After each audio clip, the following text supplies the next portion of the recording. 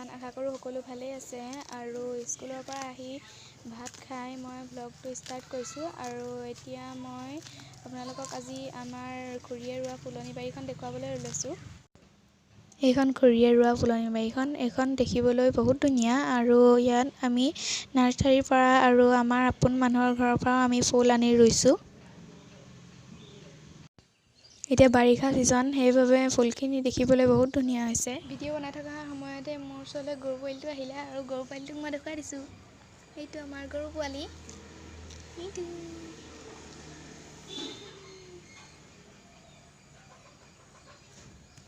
ইয়াক মোৰ বহুত ভাল লাগে বাবে আপোনালোককো দেখুৱাইছোঁ।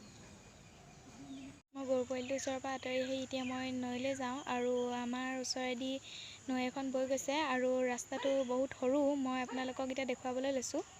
এয়া আমি নৈলৈ আহি আছোঁ আৰু সেয়া আমি যেন গৈ আছে। আৰু নৈলৈ যোৱা ৰাস্তাটোতে গছ এয়া ঢেৰ আছে। পৰিৱেশটো বহুত ধুনীয়া। আৰু কেইদিনমানৰ আগত বতাহ বৰষুণ দিছিল, সেইবাবে এইবোৰ ঢেৰ গছ ভাঙিলে।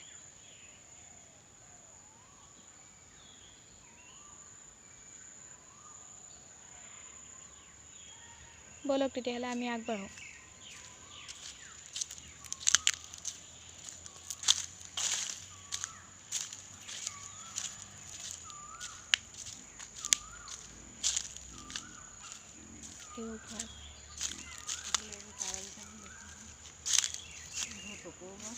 এয়া টকৌ গছ, আজিকালি টকৌ গছ পাবলৈ নাই। আৰু সেয়া চাহ গছ মানুহৰ ঘৰতে আছে। এইবোৰ গাহৰি। আমাৰ ঘৰৰ পিছফালে কেইঘৰমান মানুহে গাহৰি পুহিছে।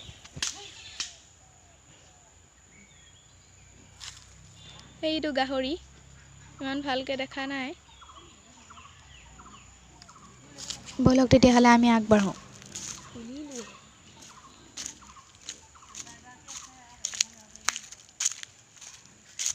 আমি গৈ আছোঁ এতিয়া।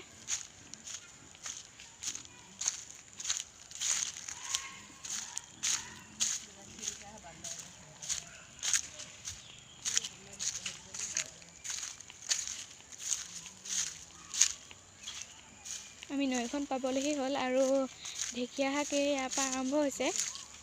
আৰু আমি ঢেকীয়া শাক বুটলিবলৈ আহিছোঁ। এইবোৰ বাঁহগছ।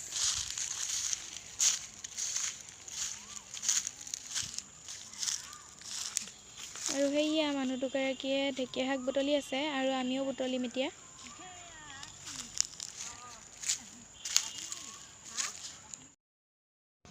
আমি যেনে ঢেকীয়া বুটলি আছে আৰু মই এতিয়া অলপ নৈত নামি ল'লোঁ।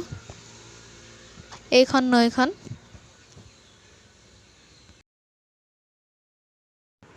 মোৰ নৈত নামি ভাল লাগে কাৰণে মই মুখ হাতো ধুই আহিলোঁ।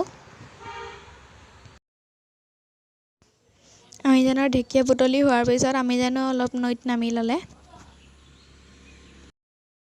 নৈৰ পৰা আহি গা ধুলোঁ আৰু আজিৰ ব্লগটো ইমানতে সামৰণি মাৰিছোঁ। আগলৈ এনেকুৱা ব্লগ চাবলৈ হ'লে লাইক, শ্বেয়াৰ, কমেণ্ট আৰু ছাবস্ক্ৰাইব কৰিবলৈ নাপাহৰিব।